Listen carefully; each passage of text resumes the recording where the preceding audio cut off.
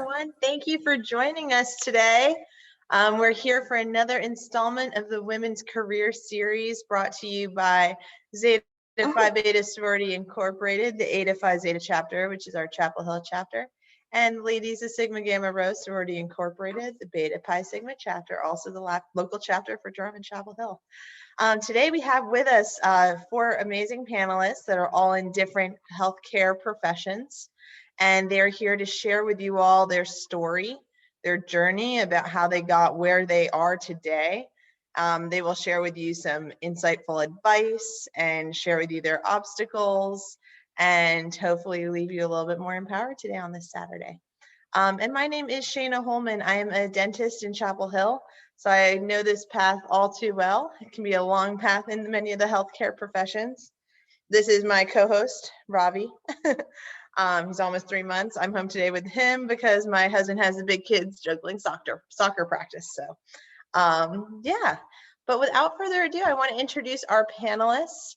We have today Ms. Brown, who's a nurse practitioner. We have Ms. Kim Lassiter, who is a medical case manager for the Blue Cross and Blue Shield.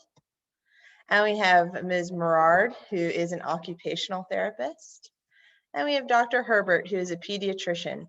So I'd like to ask the panelists to just give us maybe about a 10-minute overview of how they got to where they are in their profession, how they chose it, and just give a little bit of a sense of that journey. And then we'll jump into some questions from there.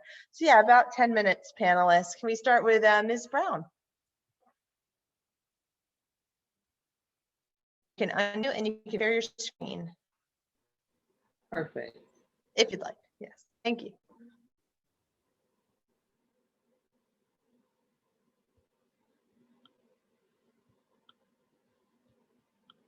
Hi, everybody. Let me get my screen up and then we'll get going. Hopefully you can see it.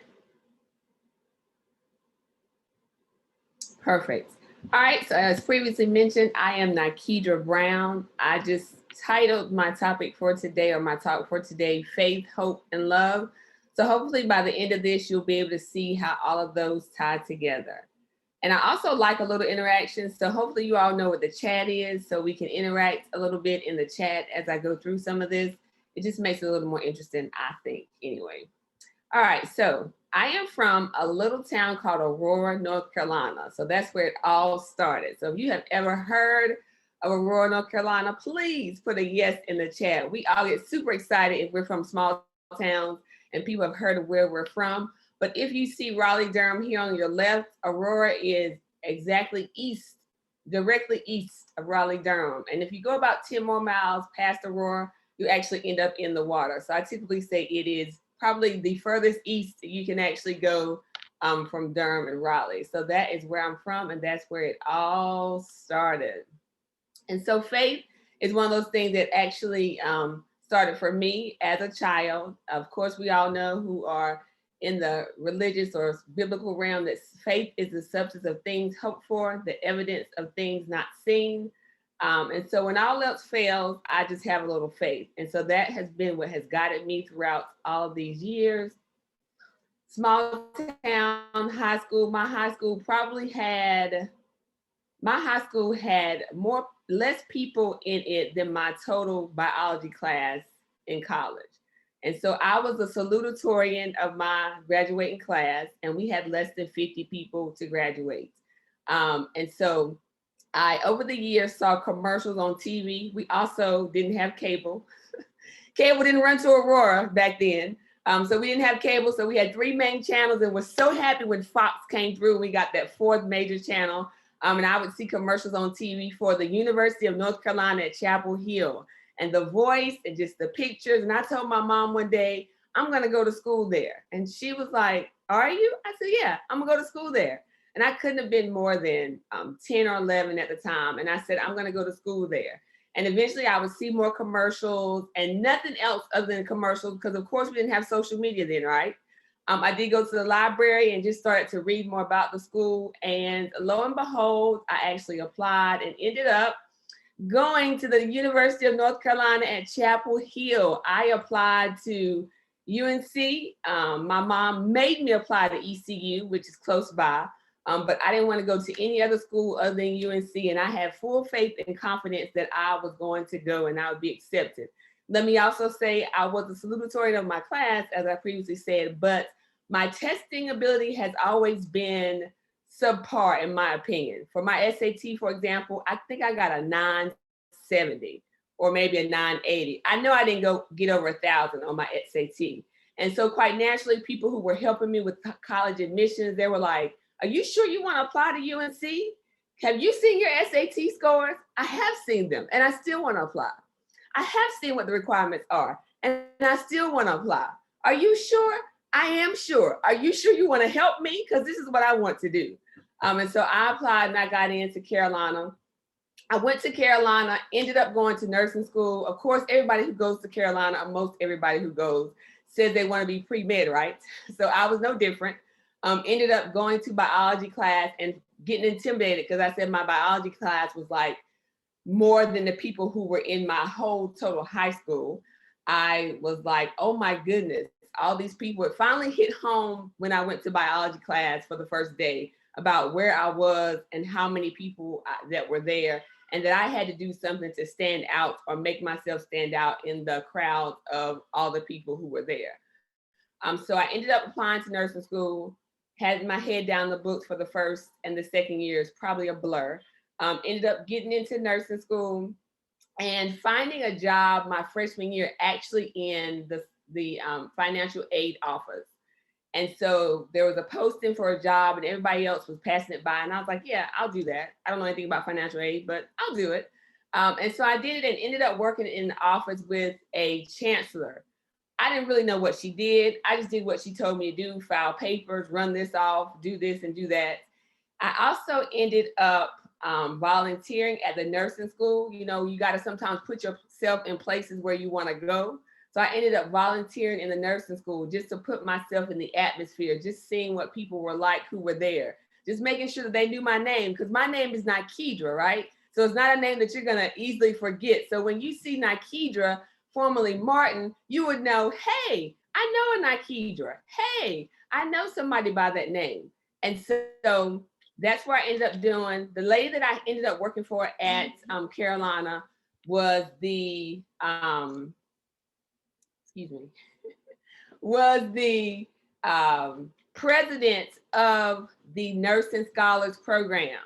So little did I know that she ended up being the president of the Nursing Scholars Program. No, head out. Why? Go out. Okay, Yeah. Sorry, y'all. President of the Nursing Scholars Program. And so, of course, when she got a complete list of the people in nursing school who met the criteria for scholarships, who did all the things that the requirements listed, and she saw Nikedra Martin, guess what? She was like, I know her. She works in my office. So I got a full scholarship to finish my nursing career at the University of North Carolina at Chapel Hill. Let me also say that when I went to Carolina, I had no idea how I was going to pay for it, right?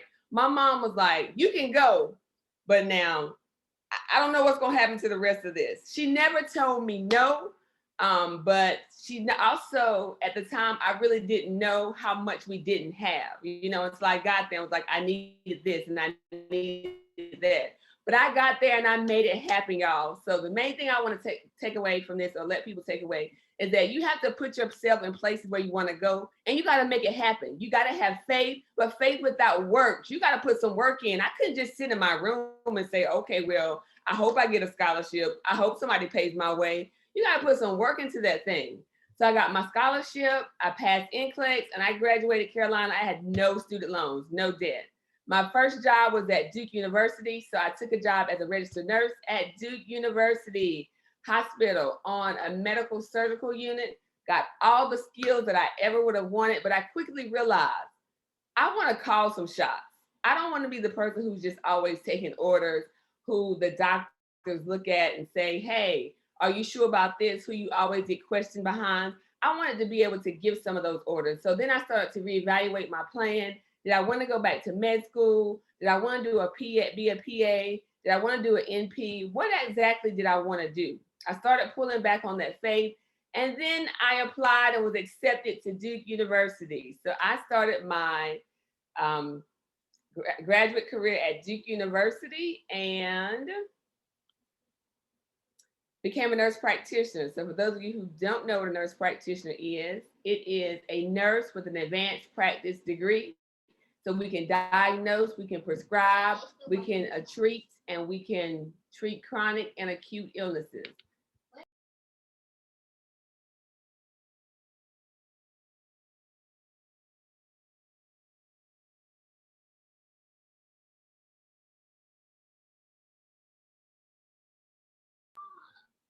Nurse practitioners may work independently. They may need oversight, or we do need oversight from physicians, but we can have our own structural office, can see patients, have our own panels. Now with the advent of social media and texting and calls, your supervising physician doesn't even have to be on site. I probably talk to mine once a month because we are required to. We are important in filling the gaps in healthcare. So access to healthcare is decreased for many, many people. You know, there are more people than healthcare providers. And so nurse practitioners are important in filling those roles. And all nurse practitioners are nurses first. That's important to know. So that's me in my nurse practitioner gear, lab coat, and what would be complete without a stethoscope. And so I love being a nurse practitioner. I've been one since 2005. And so there again, that faith activation, I ended up going to Duke to get my master's degree, which is the degree I have as a nurse practitioner. There is a DNP now, so they are strongly recommended that people get their DNP or their doctorate in nursing degree for NP, but I have a master's degree. Again, faith activation allowed me to go to Duke University. I have no debt.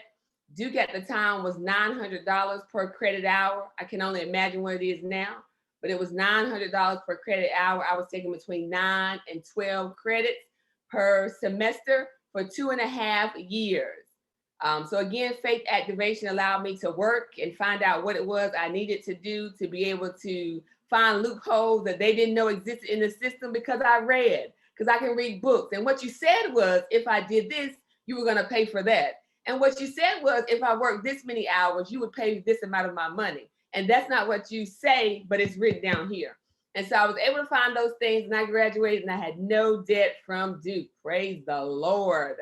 Currently, I'm a board certified nurse practitioner. I have been in underserved, uninsured, and rural health. I love actually populations that people seem to forget about. So my passion is underserved, uninsured, and rural populations. I have been a hospitalist. I've rounded in a hospital. I've been in community health clinics, retail health, and most recently, health education. So you can do a number of things, as you can tell, with nurse practitioner. I hope to change the face of advanced practice nursing. Hope for somebody to see somebody like me and say, you know what, I can do it because she did it. I can do it. I hope to change the face of minority health. Oftentimes minorities are at the top of pre-existing diseases, chronic diseases, hypertension, diabetes, all those good things. And I hope to become a role model for some people who are hoping to go on the same journey.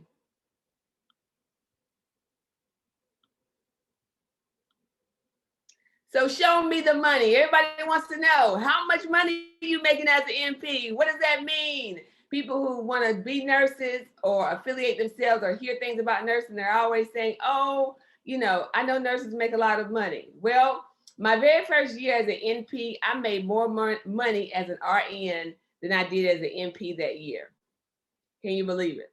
So, I was thinking, what's going on? What has happened? I just went to school for 2.5 years and I'm making less money than I did when I worked on the floor in the hospital. Come on, what's going on? I also want to take time to just let you know that NP is a female dominant position, but men tend to make more money than females. And so men who enter as an NP with the same amount of experience, be it new grad, be it anywhere along the spectrum, they make more money than female. And that's men of any ethnicity. PAs are also male dominant, so you have more PAs who are men than NPs, but even still, all PAs make more money than an NP, and the scope of practice is the same. We know PA means physician assistant, right?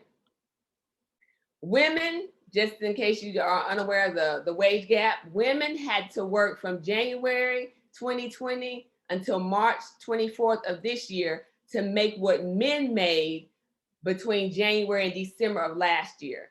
And so women received 82 cents on the dollar, the amount of money that men make.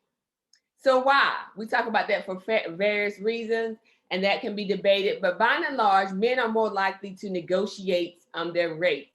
Women are more likely to also be stereotyped and put into certain professions, like nurses, for example. So when they see a man, they think that is more advantageous. All right, so that.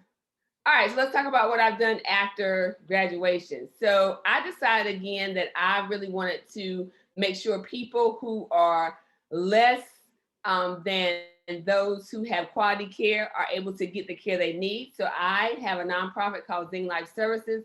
We do health education, we do CPR, first aid, and we do triage services. And so let's talk about some of the facts.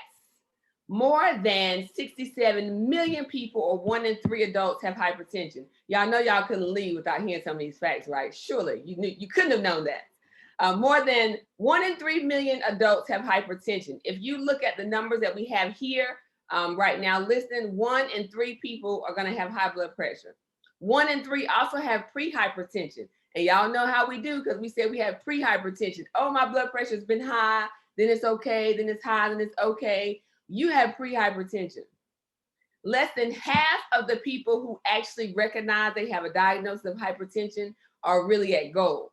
So you all know you have hypertension. 1 in 3 know you have hypertension, but only half of the people who are diagnosed are actually at goal. We got some work to do. Minorities are disproportionately affected in these numbers, and so we can see that increases in hypertension is among minorities.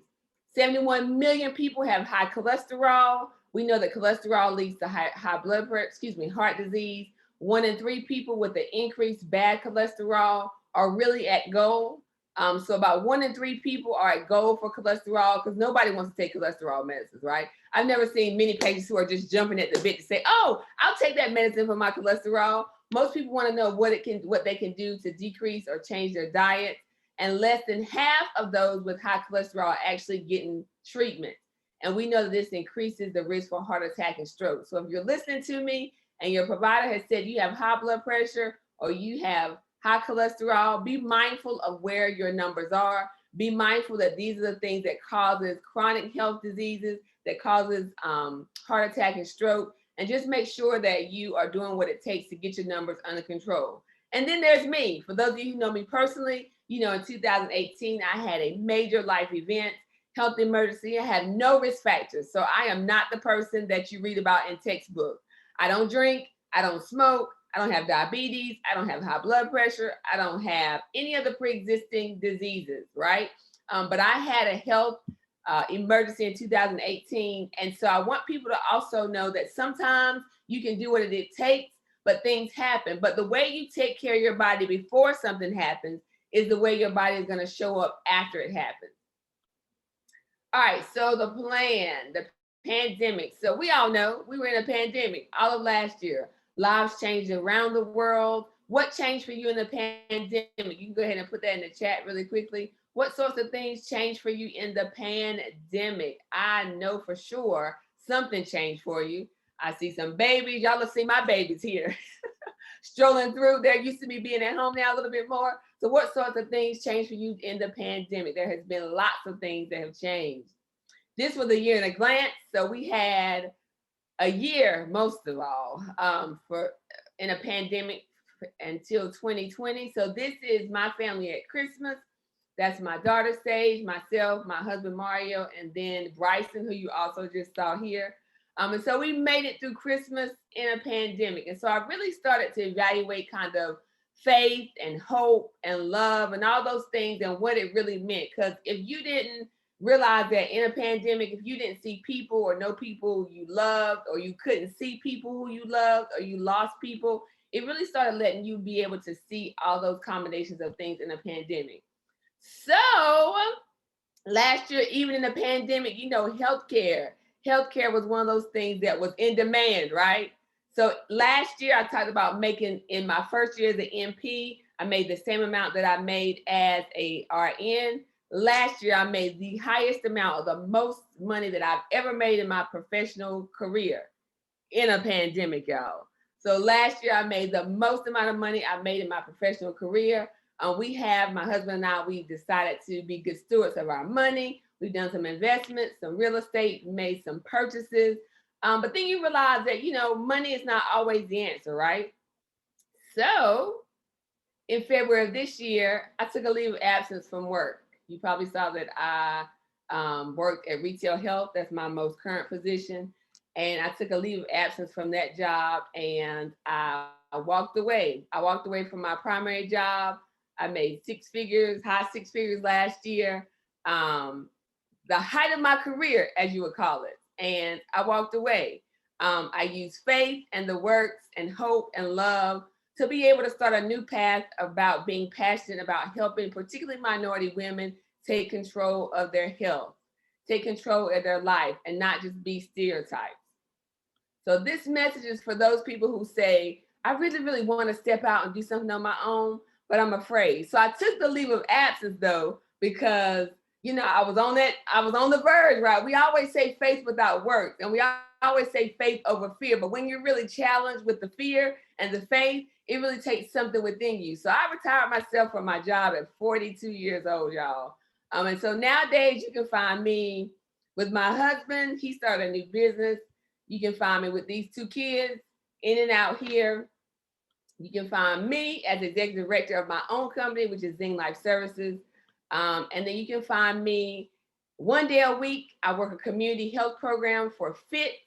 That is formerly incarcerated transition program. So that's for people who have been incarcerated and they need access to healthcare. And so I'm able to help them actually maneuver their way back into the healthcare system. It's hard enough for people who haven't been incarcerated, right? And so I help them maneuver their way back into healthcare. And then you'll find me helping minority women in particular navigate their way to life and health. And so I have a health and wellness group. I do some health coaching. I do some education of minority people, and it is great. So again, with MPs, you can do a variety of things. I'll show you a couple of pictures. So these are participants who allow me to help them take better control of their life and health. And they're doing awesome jobs. So I'm able to directly impact women who really want change in their lives, who really want to decrease their chronic illnesses, who really want to make sure that they are able to stay the course and see their grandchildren and see their children grow up and lose that weight that they've been wanting to lose. And I have people who actually listen, right? Because I can talk all day to patients, and sometimes they hear me and like, yeah, I'm not gonna do that. But I have the opportunity to impact people who actually want to be impacted, and it is absolutely wonderful. And so I'm Nikita Brown on all social media. You can email me at liveloveandchooseyou@gmail.com. Again, my nonprofit is Zing Life Services. You can reach us at contact us at zinglifeservices.com. We also train CPR and first aid, and that's about it. So I hope you learned something about me, about MP, and all that good stuff. Well, thank you so much. That was so inspiring. I love your energy, and good luck on that career transition. That's so exciting to be able to impact people in that way, in such a personal way too. All right, well, moving right along, we have Ms. Lassiter, who's a medical case manager. And if you could share again with us your story. Okay, hello everyone. Let me get my screen share here. I'm a newbie at this. Let's see here. Can you see my screen? All right, wonderful. All right.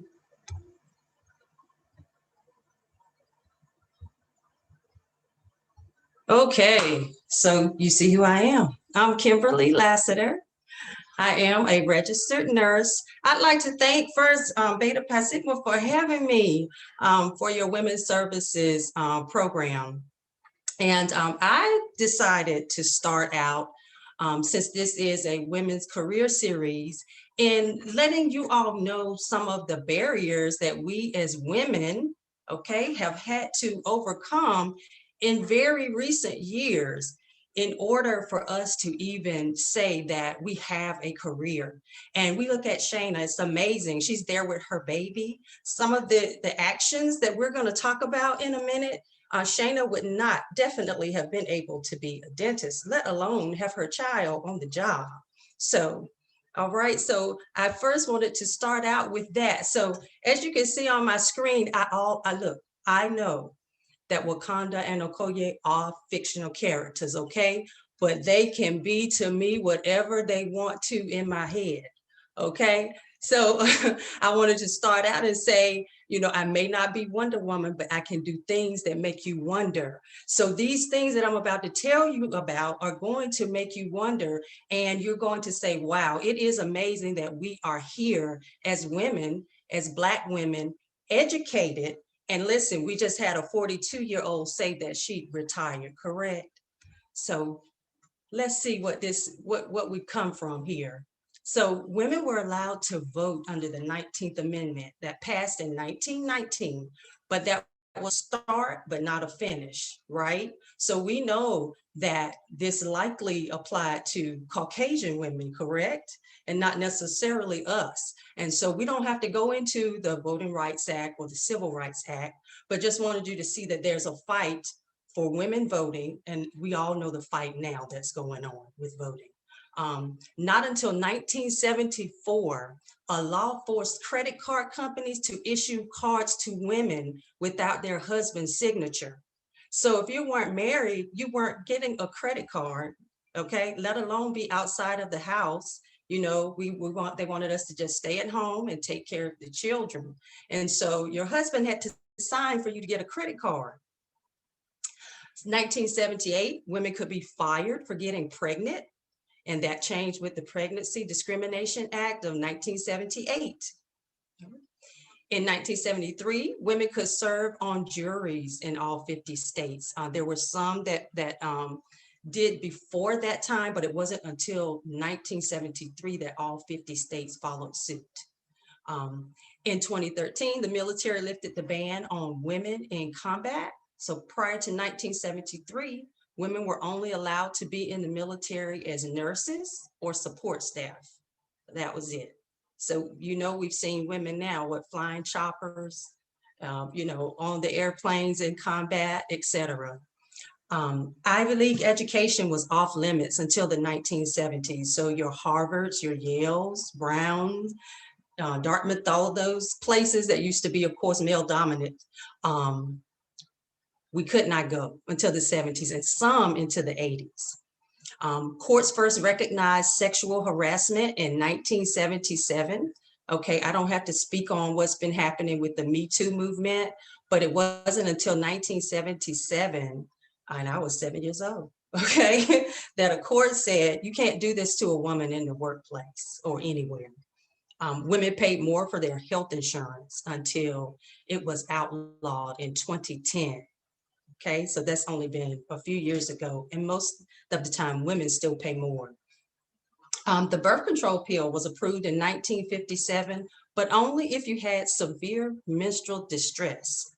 So unless you were cramping really hard, you couldn't get a birth control pill. In 1960, it was approved for use as a contraceptive, but was still illegal in some states.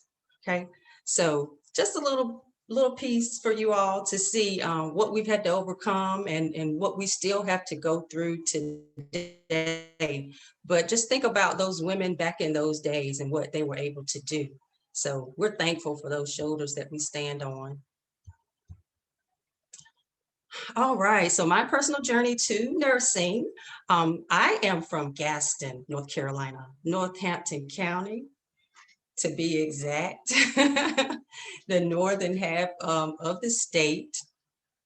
And people, you know, they often ask, you know, why about becoming a nurse. And there's no one thing that led me to nursing. It's just several pivotal moments in my life, I'd say. But I've always been told that I've had characteristics of a nurse, being that as a young person, I, extended myself to others. I loved helping people. I, put other people's needs ahead of my own. And I think those are just very important characteristics if you want to be a nurse. I know you don't always see it, but nurses should possess those things. And when I was in 4th grade, my toddler brother became very ill. He was back and forth to the doctor. They couldn't figure out what was wrong with him. He ended up at our local hospital for a period of time.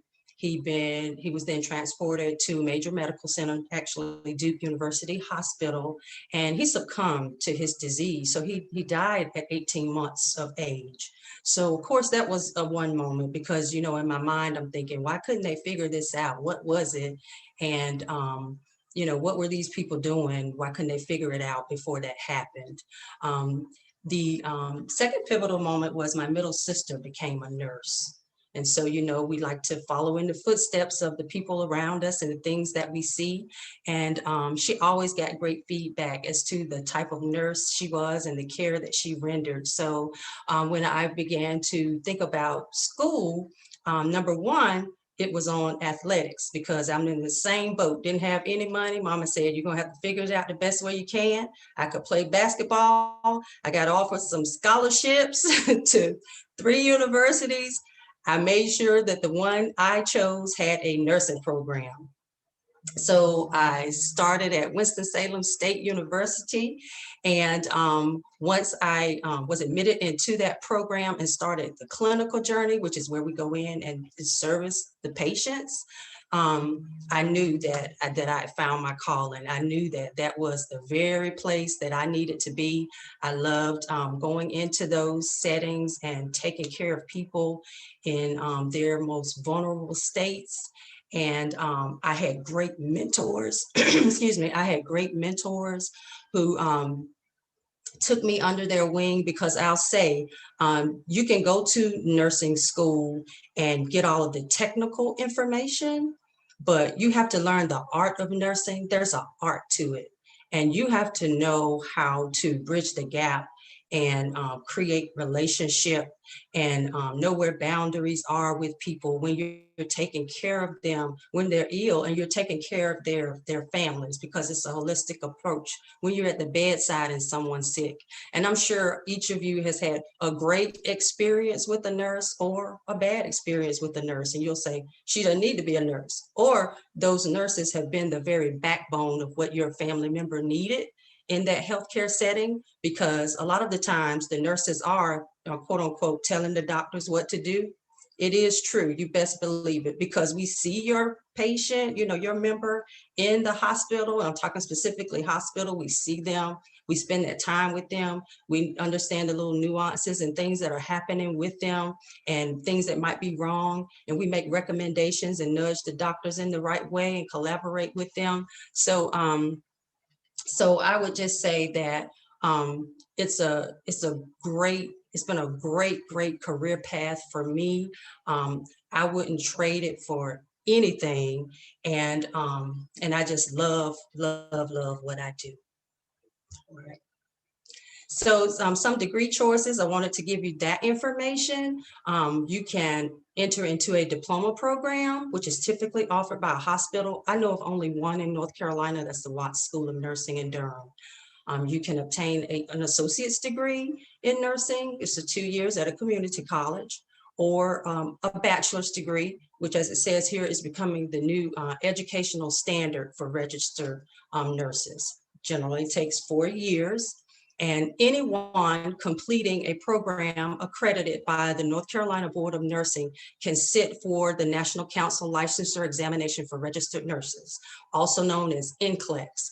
And so if you sit for that exam, you have to pass it, or you can't work as a registered nurse in the state of North Carolina. You have to pass that test in order to be licensed. Some of the advanced degrees, which some have already been mentioned, a master's degree, which expands your scope of practice, your postmaster's certificate, which builds on your graduate education with more specialized knowledge and experience, or that DNP, which has already been mentioned, or a PhD. Some nurses get a PhD in, say, education. So those are other degree choices for the nurse beyond the bachelor's degree. Career choices. So my bachelor's degree has afforded me a lot of varied opportunities in nursing. I started out working as a medical surgical nurse at a hospital, so rendering direct care to patients. I have worked as a workers' compensation nurse. I've worked as a home health nurse, so I went into the home to take care of patients. I've of course worked, as they mentioned, as a telephonic case manager. I have worked in managed care in nursing, and I have also been a nursing instructor for a period of time. And initially that was my plan, to get my master's and PhD, et cetera, but career paths changed. And so that's the great thing about nursing. So this next slide shows you just different avenues and career choices. I mean, there's really almost no limit to what nurses can do at this point. I have the certified case manager. I am a certified case manager, which means I sat for an exam to work as a certified case manager doing telephonic case management, chronic disease management to patients. I also had this certificate in workers' compensation. When I did that, I was able to acquire that due to the number of hours that I worked in workers' comp. And I also have a certificate in transplant case management. So I specialize with people who are having whatever type of transplant, whether it's a kidney transplant, liver transplant, and I can follow them pre and post that transplant experience. But you see, you have dialysis nurses, nurse informatics. Those are the nurses who help to get all those electronic medical records and those databases that are in hospitals connected. You have legal nurse consultants who consult with attorneys on medical or lawsuits. They consult or they work for attorneys' offices. Nurse midwifery, so beyond that bachelor's degree, you can deliver babies under an OB/GYN. Nurse anesthetist, so the nurses can put you to sleep before your surgeries.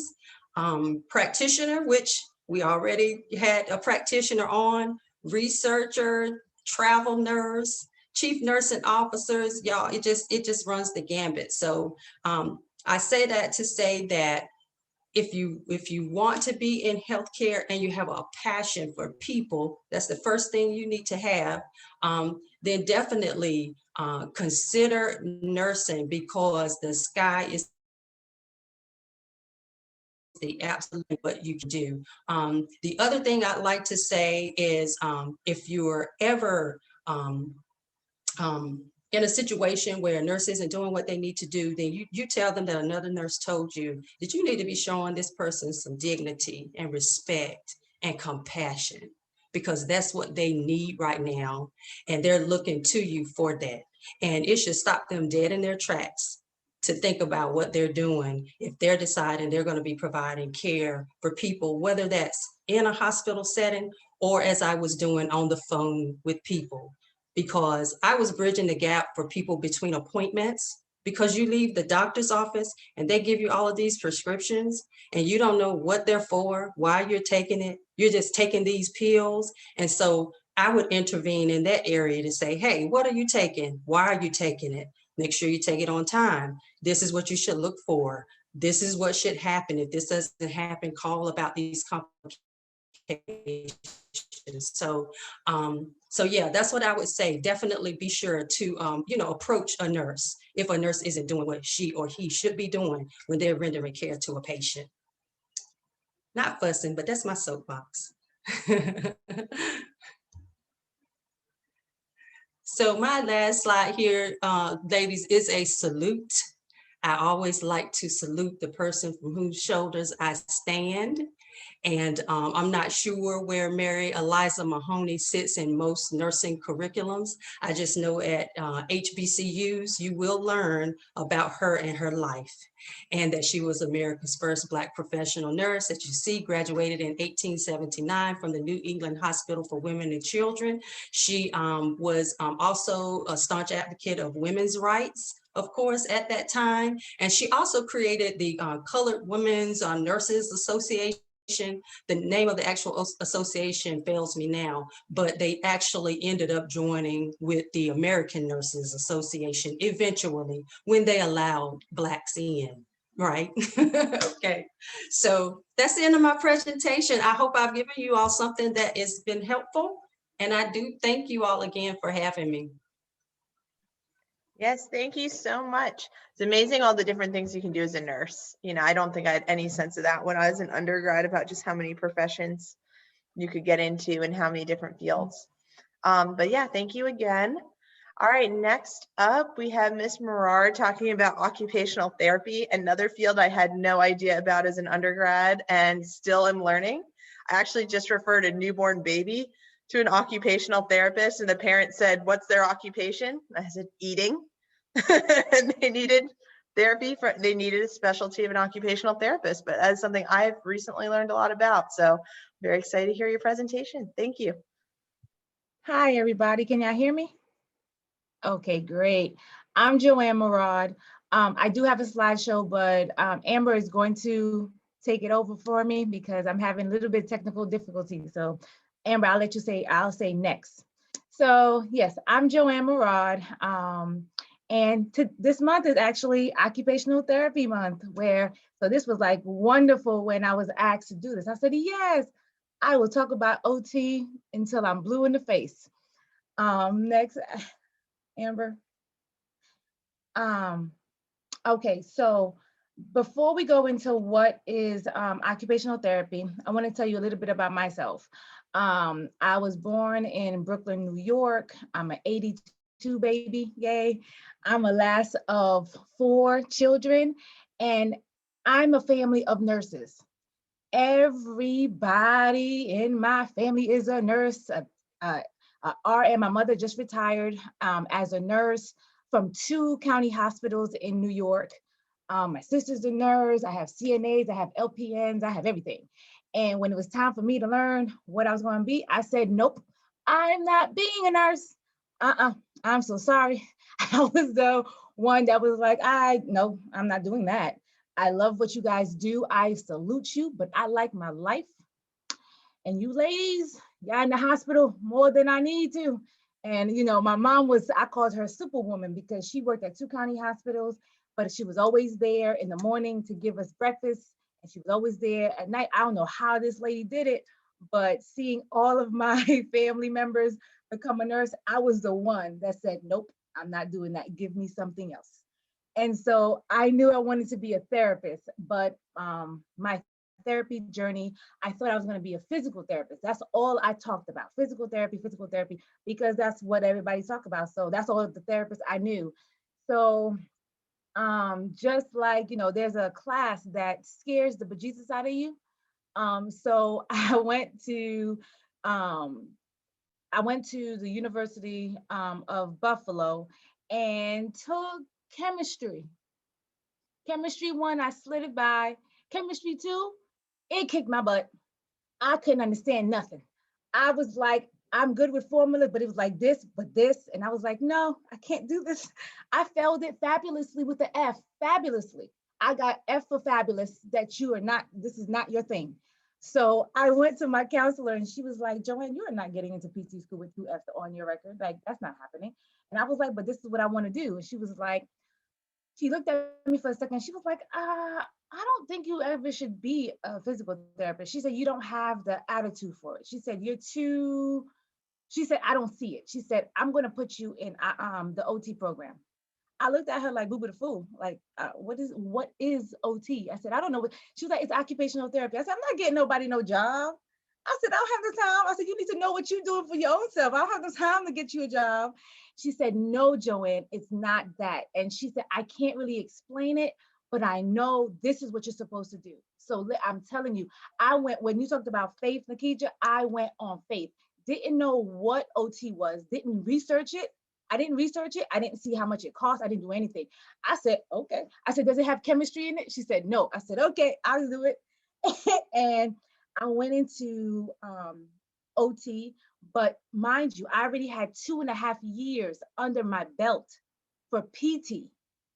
So when I went into OT 101, I literally went back to being a freshman because I had to do everything all over again. And so she was like, I went to OT 101 and they started talking about it. And I have my little history book about OT right behind me. And I said, oh my God, this was what I wanted to do. I just didn't know the name for it. I said, this is what I want to be. Okay, this makes a lot of sense. And from there, skyrocket. So with that, what is OT? OT is the use of different interventions and recovery. Basically, my number one thing, it says, what is it that makes you you? Whatever that is, think about an ailment or a disability that has affected you. Like you've been independent in doing your whole life for the longest time. And then all of a sudden you have knee surgery, you have a stroke, you had any form of ailment, you fell, you just fallen. And now you can't even do the simplest thing as put your clothes on, or to be a little bit TMI, wipe your behind. Who's going to teach you that? It's not the PT. It's not anybody. It's the OT. Next. So in simplest way, we deal with everyday activities. So when you think about OT, you think about bathing, dressing, eating, your fall prevention, and we guide you in reestablishing your new goals after this ailment. We may work on interventions, technology, equipment, all of that to make your life more simple. So when something happens to you, a lot of people say, well, I just need to walk again. Well, yes, you do need to walk. And yes, that's where PT comes. But once you get from A to B, when you get to B, what then? You're just going to stand there?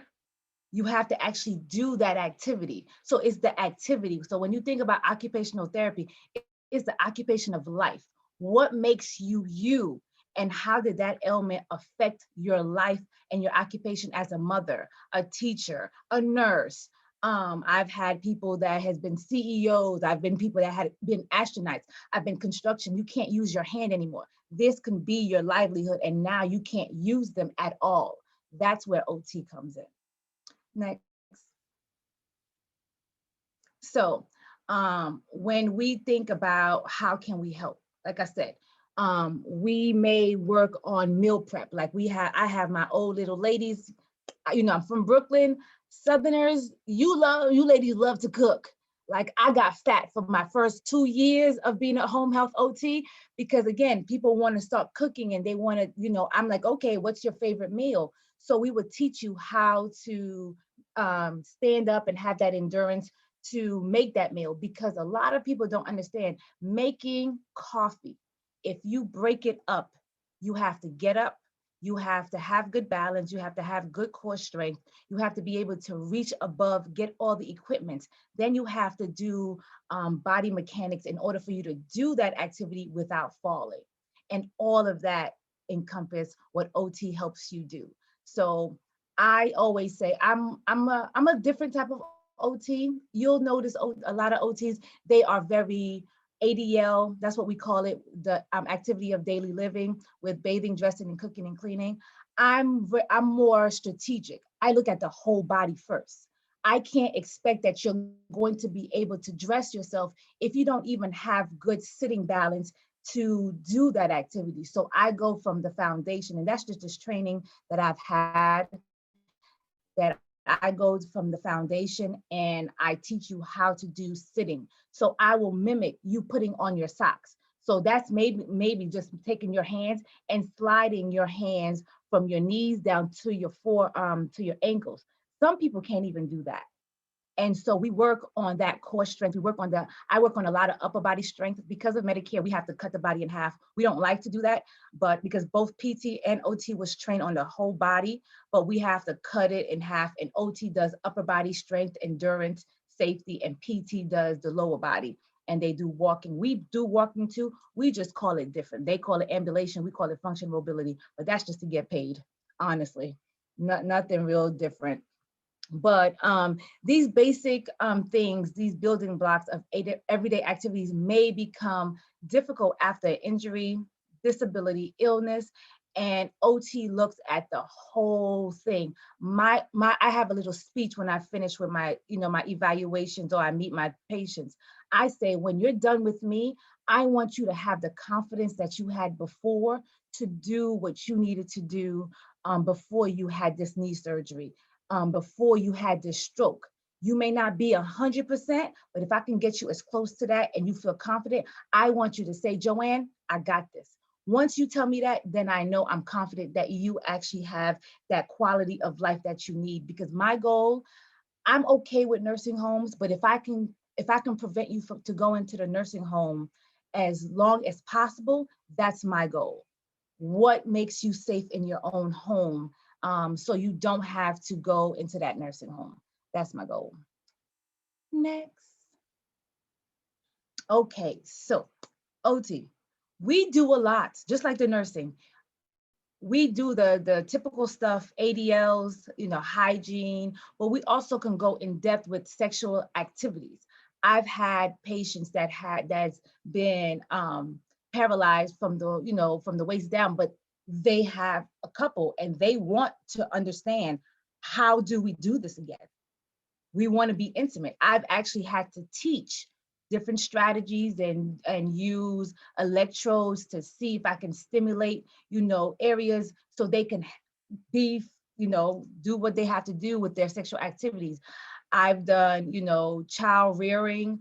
A big thing right now is driving and community mobility.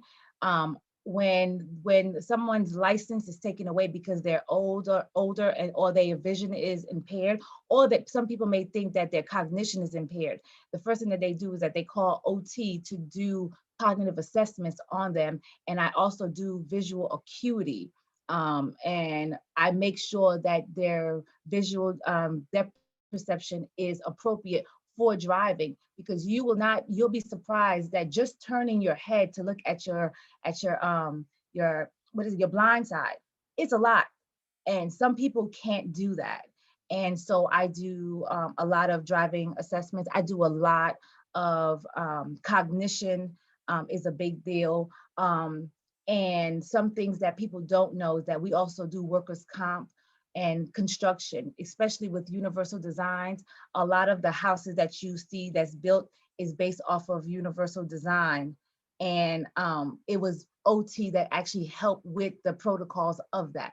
So I can go into a home and look and say, nope, this person who has a wheelchair, they won't be able to do this, or this person with this disability will not be able to do this. And so the width of the doors and all of that stuff was all OT related. And we do ergonomics too. So making sure that you sit up straight and all of that, that's us too. All right, next. Okay, so where can, when we treat, we look at the holistic.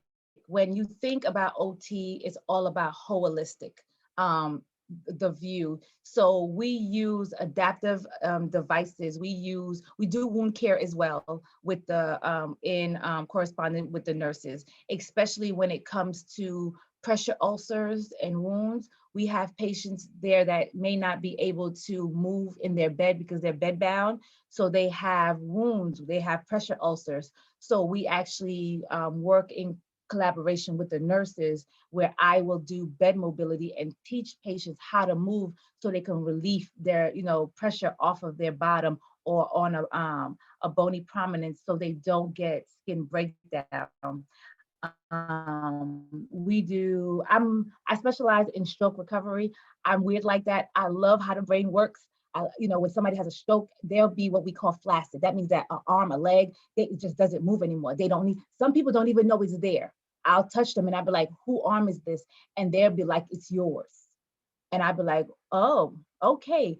And it's amazing to see the strategies that I was taught to have them visually get the brain and that extremity to literally, they talk to each other.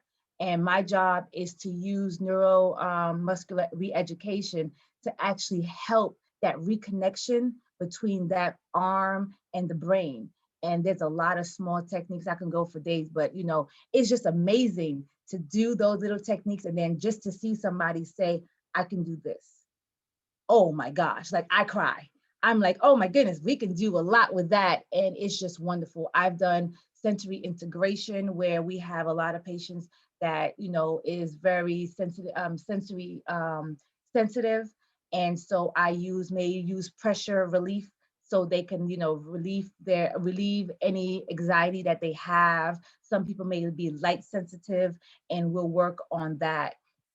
So it's a basic combination of physical, emotional, cognitive that we help our patients just get back to where they were before.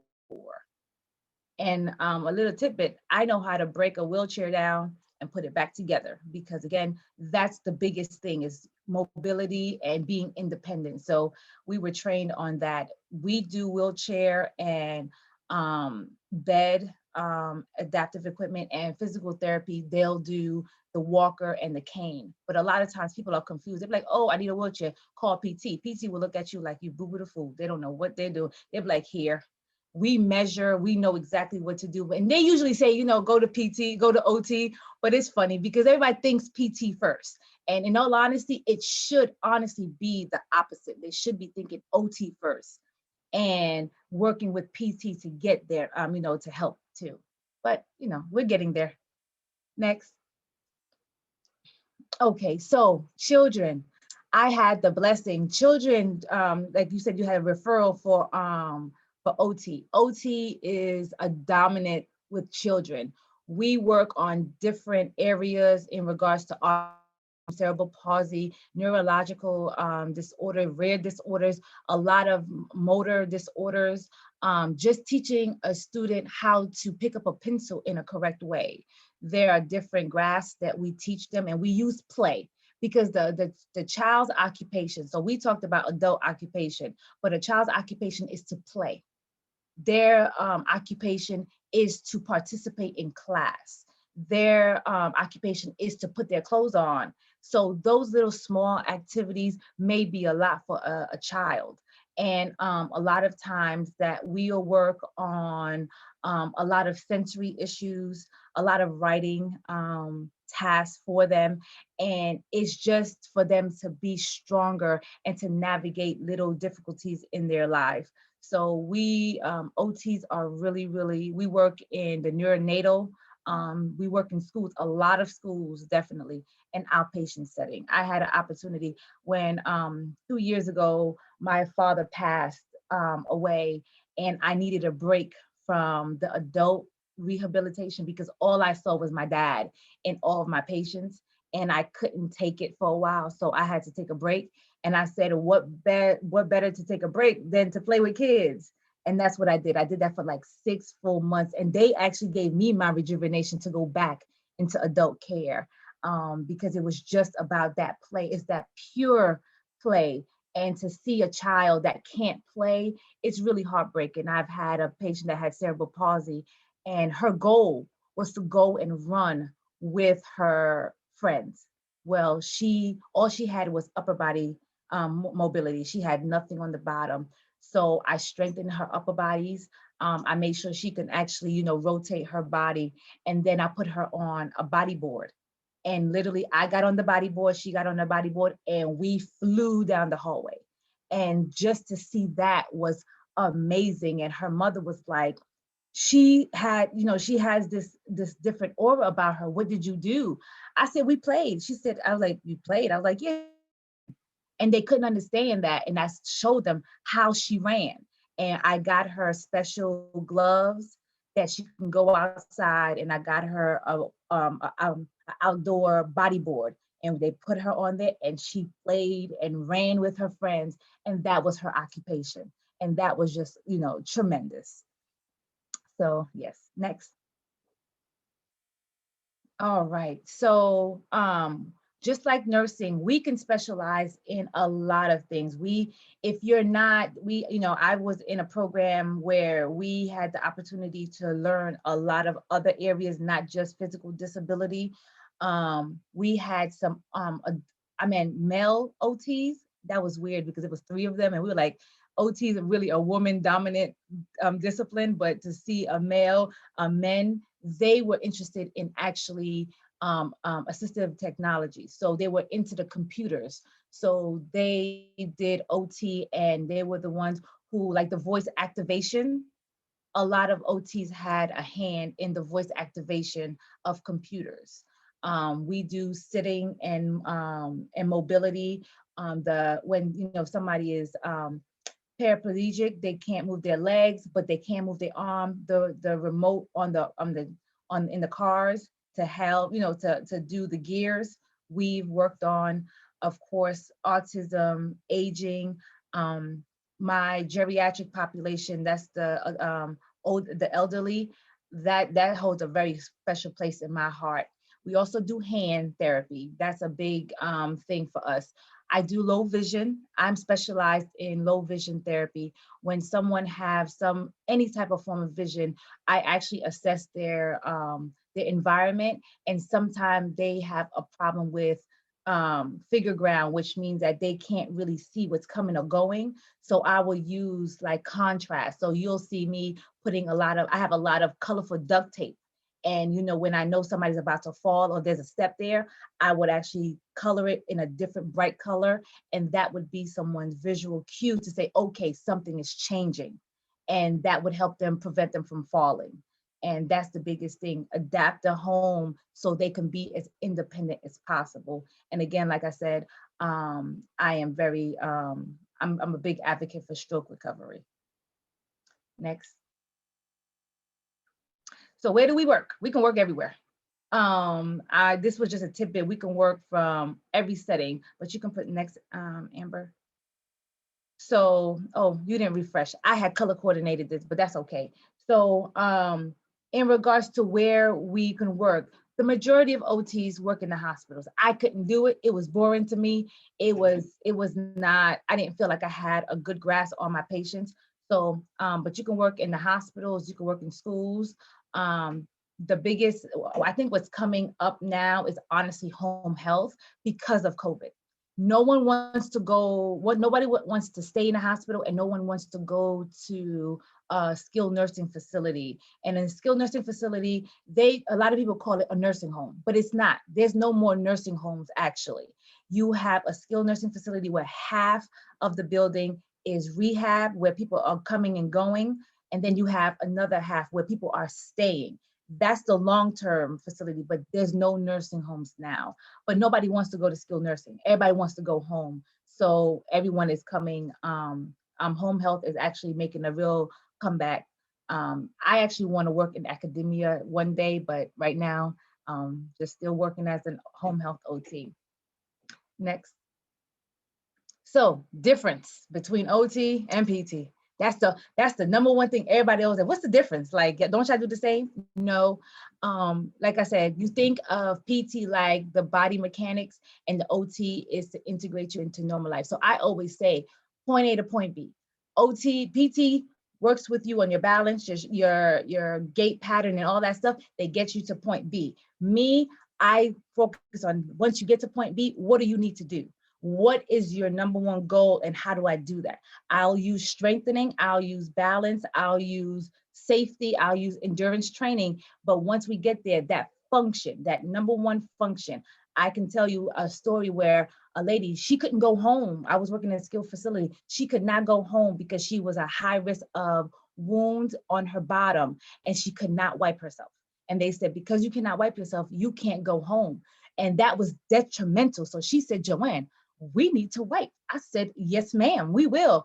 And it took me 6 months because her core strength, just her turning, she couldn't do that. And that's what we do. And I'll never forget the one day that I came into the building. She ran and she screamed it up, I think down the hallway, "Joanne, I just wiped." And I was like, "Yay, you're going home." And that was tremendous. Just that one small thing. And so a lot of people take that for granted, that small thing. So the biggest difference in PT and OT, PT works on the body mechanics. We work on function, function, function, function. And you won't have this slide because I know you didn't refresh, but a lot of people want to know the average salary for OT. The average salary is within $76,000 and more, but it really depends on where you work. Where you work will determine what your salary is. I work in home health OT, and right now our salary is more than if you worked at a hospital. Our salary is actually more than anything, but the reason why is because you actually have to go to someone's home and treat them. You're taking the hospital, the rehab facility, and bringing it into the house. So it's a little bit more, of course, it's going to be a little dangerous because I don't go to, I have gone into mansions, but the most of my patients are in inner city homes, and I'm treating them there. So they, reimburse you for that. And go ahead. Last but not least, this is me. I love being an OT. I love it, love it, love it. There is not a lot of Black women as OTs. So my goal is I actually do, I'm a clinical instructor as well. I have students coming from UNC, ECU, and the Virginia OT programs. And when I get an African-American woman that wants to be an OT, I can't tell you, I'm a mentor to so many of them because my goal is to transition everyone, as many Black women into OT as possible. It's becoming more popular, but again, not enough of us. I'm the only Black occupational therapist in my whole office. But I don't mind, I give them a little flavor here and there. But yes, I love what I do. I'm an advocate for OT, but I'm a biggest advocate for my patients. And OT, you have to love what you do because you can't fake the funk. You can't fake the funk and just do it for the money. The money is good, but you actually have to care for your patients and care for their livelihood. My goal is for you to be as independent as possible for as long as possible. And I'll use whatever strategies I have in my resources to make sure that you stay home for as long as possible. And this is just a picture of me the other day going to a patient's house, and I was like, it's a beautiful day, I'm gonna take a picture. And that's me. Excellent. Thank you so much. Yeah, the baby I referred to an occupational therapist was referred to me because they thought the baby had a tongue tie, but the baby's feeding issues were much more sensory processing related. It didn't seem like there's a structural problem at all. So interesting. But yeah, thanks for sharing your journey. And I think a lot of times it's harder to find more minority women in some of these professions that most people don't know much about, So thanks for your work. Thank you. All right. And last, we're going to have Dr. Herbert talk about her journey as a pediatrician. We both went to college together. We both joined the same chapter of Zeta Phi Beta together at Duke. So I'm excited to have her. All right. Hi there, everyone. Thank you for having me. Can everyone hear me okay? Okay, thank you. I'm doing this on my iPad because I was having some mic issues with my computer, so bear with me. But my name is Karabo Herbert. I'm a general pediatrician working in the Raleigh area. And so just a little bit about me. I grew up in Suwanee, Georgia, which is about 30 minutes north of Atlanta. I was actually born in Connecticut, but moved down to Georgia in elementary school and quickly learned that I do better with warm weather. So I've not been back up north since then. And I grew up with my dad, my mom, and my younger sister. I don't really have, too many people in my family in healthcare, in medicine, but, on one hand, I always was interested in like the sciences growing up. And then I had a variety of experiences with medicine as a patient as well. Just going all the way back, I was born quite premature. I was 26 weeks, so I spent multiple months in the NICU. and had a prolonged course. And so it was always interesting growing up, um, hearing my parents' insights and their just reflection on that experience with me being in the NICU, and just the role that all the different members of the healthcare team played in their experience, nurses, physicians, everyone. And so that certainly, I think, contributed to just my interest in pursuing a career in healthcare. And then also growing up as well, I have asthma, I had pretty severe asthma growing up. So I spent a lot of time at the doctor, in the emergency room, things like that. And so I think the combination of my own experiences, as well as my interest in sciences, kind of made a career in medicine, somewhat of a natural choice. And so for college, I went to Duke University, and I was fortunate enough to have the opportunity to kind of get different clinical exposure experiences pretty early on, which also helped kind of solidify my decision. And so I always enjoyed working with kids, as has been mentioned before. Kids are a joy to work with. And so I did volunteering and shadowing at the Children's Hospital at Duke, and specifically on the pediatric hematology oncology unit. And so through my volunteering experiences, really got to know some of those families really well, the patients and their families, and kind of seeing the healthcare experience from that perspective, as well as shadowing some of the physicians there, and kind of seeing from that side of things how they, made diagnoses and treated these patients, but also developed really strong connections with the patients and families over, the long course of their care. And so those experiences were incredibly impactful for me, and, pretty early on solidified that, okay, I'm pretty committed, that I know I want to pursue medicine, go to medical school. And so kind of started on that path, with, doing the pre-med track in college, completing the different prerequisite courses, biology, chemistry, all of that good stuff, when it comes to completing the coursework, and then trying to continue to get those clinical experiences. Having advisors and mentors, even at that time, played a huge role, in just, having guidance of going through that process, not really having other people in my family who were in healthcare, who could, had experiences that they could share. And so having those folks in my life early on made a huge difference in just me getting through the process, because it is lengthy and confusing and costly. And so that played a huge role, starting from college all the way through my training. And so then, when it came time to kind of start the application process for medical school, I would say I maybe had a marginally non-traditional pathway, I'd say. A lot of folks, go kind of straight through 4 years of college, then go straight into medical school. But I'd say now, a more non-traditional pathway is becoming much more common, is really celebrated, which I think is a difference than previously, which I'm really happy about. And so I took one gap year, just, take a little bit more time to study for the MCAT. And then during that gap year, I worked with an AmeriCorps program at a Miami high school, which was an incredible experience. And, I feel like with alternative pathways, non-traditional pathways, being more accepted and celebrated even now, I feel like folks are recognizing that, whether people are doing a post-bac program in their gap year, where they're, finishing up those prerequisite courses that they maybe decided later in college that they wanted to pursue medicine, or, working or doing research, or sometimes folks even, go into different careers or different path, different professions first. But folks, schools and institutions recognizing that all of those things only add to what a person can bring to their medical school class, is a positive change that I'm happy to see.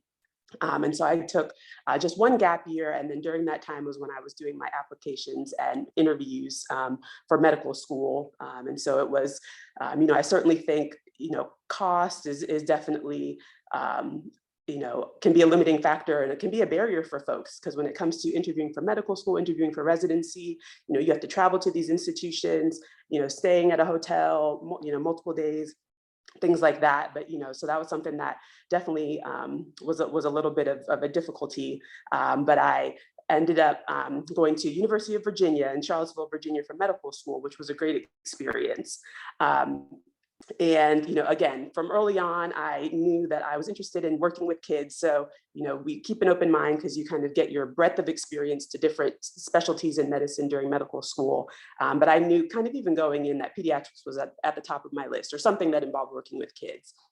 And so in medical school, curriculums are slightly variable depending on where you go, but usually the first 1.5 to 2 years is kind of your classroom work, where you're taking classes, you're doing anatomy lab, all that good stuff.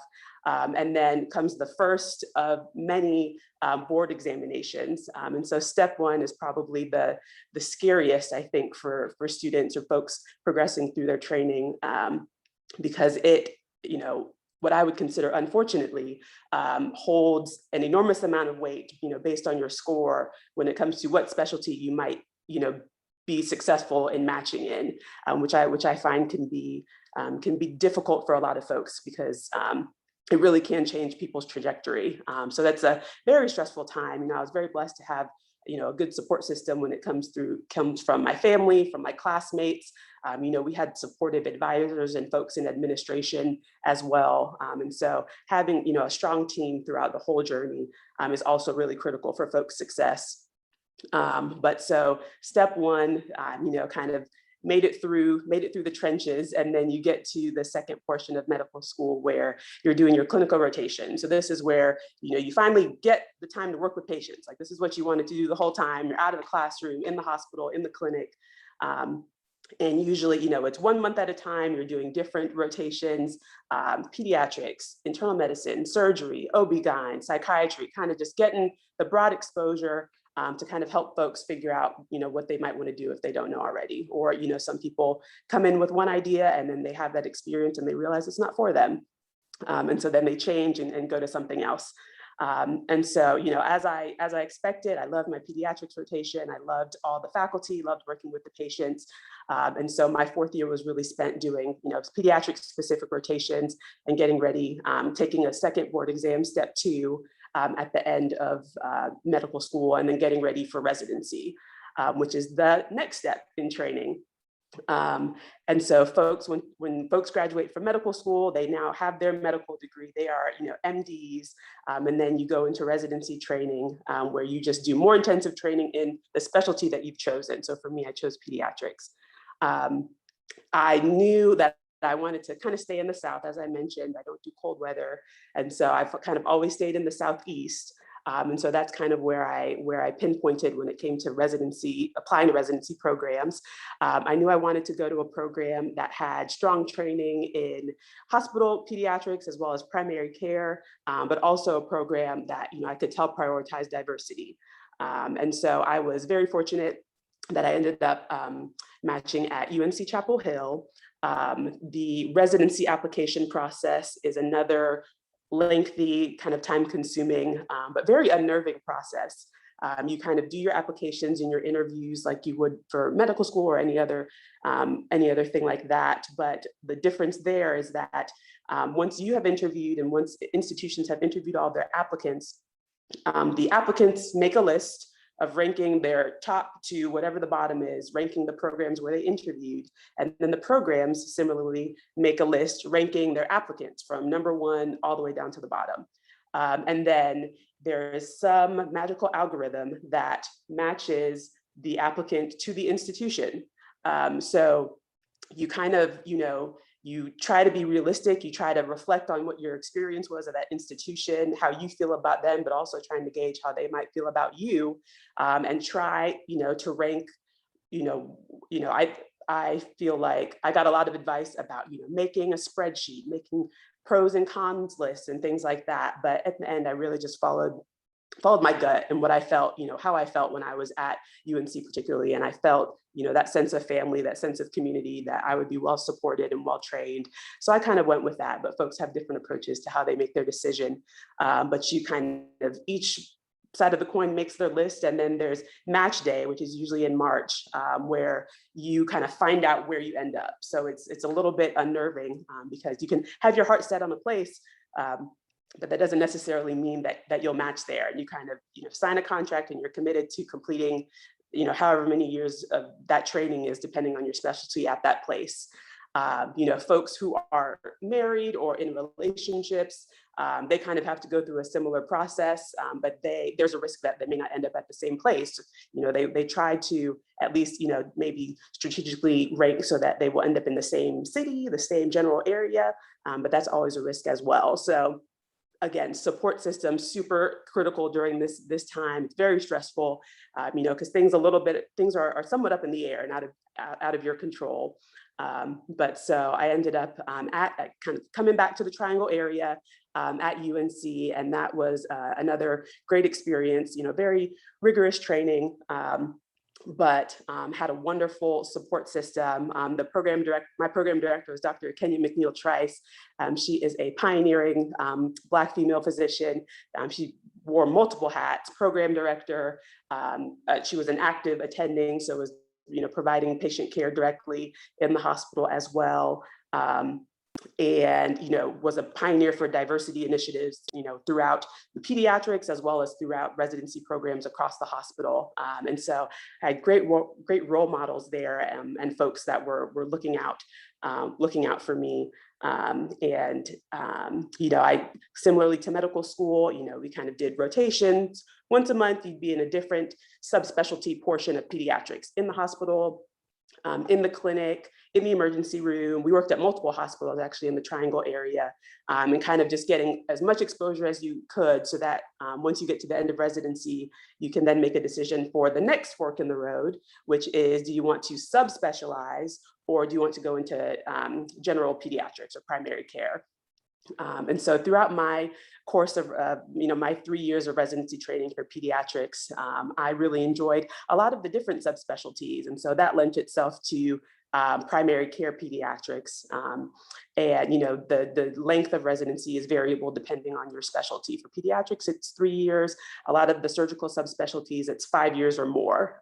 So folks really, when they say deciding on if you want to go into healthcare, absolutely not doing it for the money, not doing it for any of that, making sure it's something that you love, because it takes, you're pretty committed and locked in for multiple years, kind of once you start the process. But so I was interested in general pediatrics just because I felt like I liked a lot of different things, and so I then started the job process of looking for jobs after graduation. That was, I'm a recent grad, so I finished residency in 2020.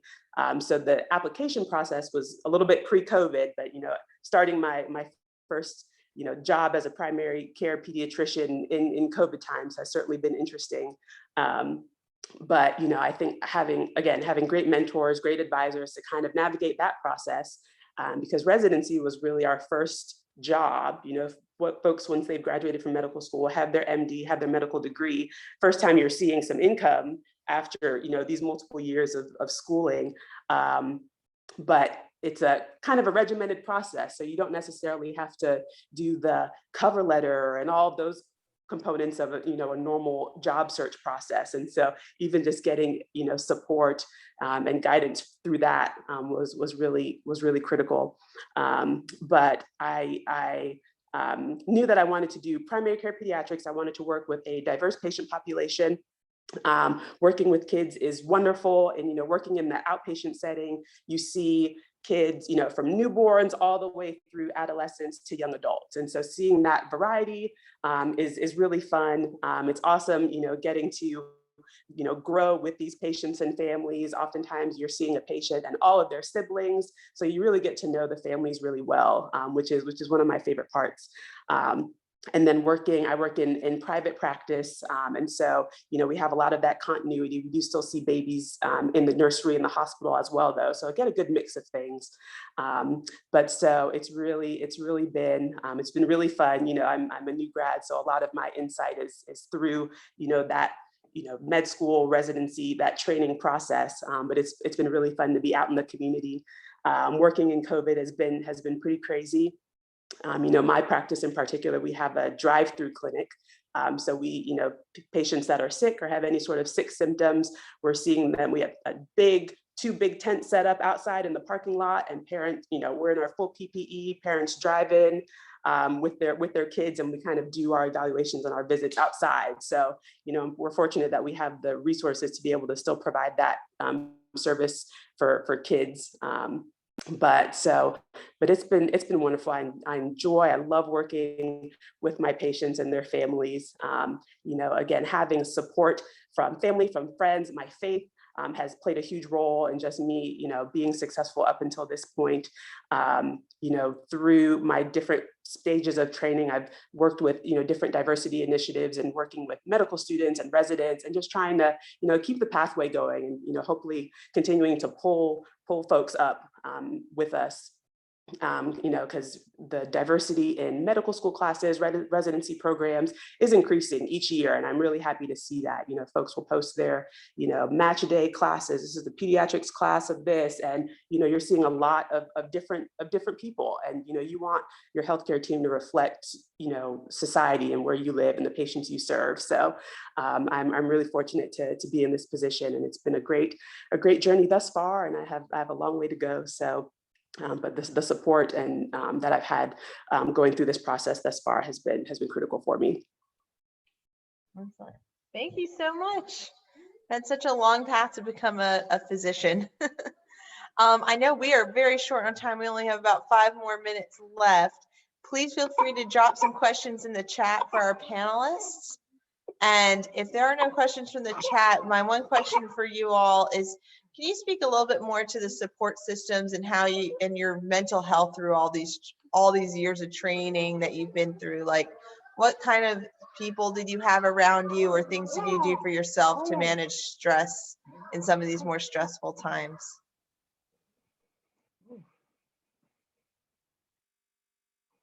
Well, I can say for myself, not with COVID, it's been crazy. I think all of us as healthcare professionals can say we've been the busiest now than ever. I'm young. I've only been an OT for 12 years, but this pandemic has definitely been very stressful because, the world shut down, but the healthcare field didn't. We actually went in full gear, like before COVID actually hit. I know all of us were already getting those emails saying it's coming, get ready, it's coming. And the stress is, I still got to do what I have to do because I love what I do, but you want to also protect yourself. So that anxiety level was like back and forth. But I have my husband, and he's my stress relief. Honestly, for me, like when it's time to just like decompress and it's time to just stop, he's my stress relief. But when it comes to work, being a home health therapist, I'm by myself. We're not allowed to go into the office. Like we have no, usually once a week we're supposed to have meetings. We haven't had a meeting in a full year. So you're literally by yourself. And so just getting those other therapists or nurses that are doing the same thing as you vent, you say you're mad, you say you're angry, you just have to vent. But at the end of the day, it is the patient. You think about the patient, and if you're going through this, can you imagine what they're going through when they have COVID? And so my stress relief is home. And when I shut down, everybody know when Joanne shut down, don't look for me. I'm not available to you. And it is just what it is. And I focus on my husband and we just decompress. But when it's time for therapy, when it's time for home health, I give it 100% to my patients. Thank you. Any other panelists want to share kind of how they've been managing stress either in the last year during training, any stressful parts of their career path? I think for me, it's really about evaluating where you are and what's important. And so where you are in any particular time in your life, that stage changes. So there was a period of time when I wasn't married and I didn't have children, but I was still a healthcare provider. And then I got married and I was a healthcare provider. Now I have children. And so those stages and what's important kind of shifts and change. And I can't be afraid to say no. Like I can't do all the things. I can't go to every kid's birthday party. I can't go to every meeting. I can't be in every organization. So for me, it was really about trying to figure out the balance between, because I love to work. I love what I do. I love to work. And my husband is looking at me like, you still working? Like, what's going on? And so it's about finding balance between home and life. And people always say it, work-life balance. But I think if you really love what you do, sometimes those lines can get a little blurred. And so you do have to have, like Joanne said, somebody to say, we're at home. It's important for you to take time being at home. The good thing about me, in the pandemic is I realized that I was watching a lot of the time with my children. My children are 5 and 7 now.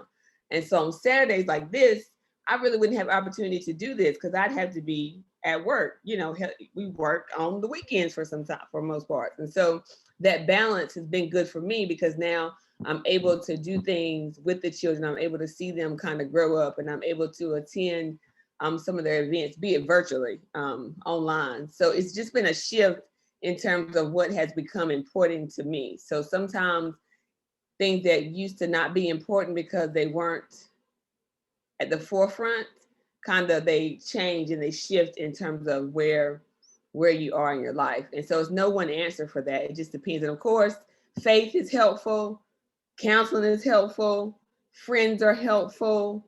Whatever you like to do. I like to go in Hallmark and walk around and read cards. Like I'm the Hallmark queen. Anybody knows me? I love to get a card, but I also love to send a card. And so it's about finding things that you like to do and just doing those things. Yeah, thanks for sharing. I thought that was a really nice common theme between all of your presentations, is like speaking to your village and to faith, and that it wasn't all just a smooth course. There might have been classes you didn't do well in, but you stuck with it because you knew that that was your purpose. So very inspiring, ladies. Thank you all for sharing. And on that note, we can wrap up. Yes, thank you so much, everyone, for participating and joining us today. Hope you have a nice rest of your weekend.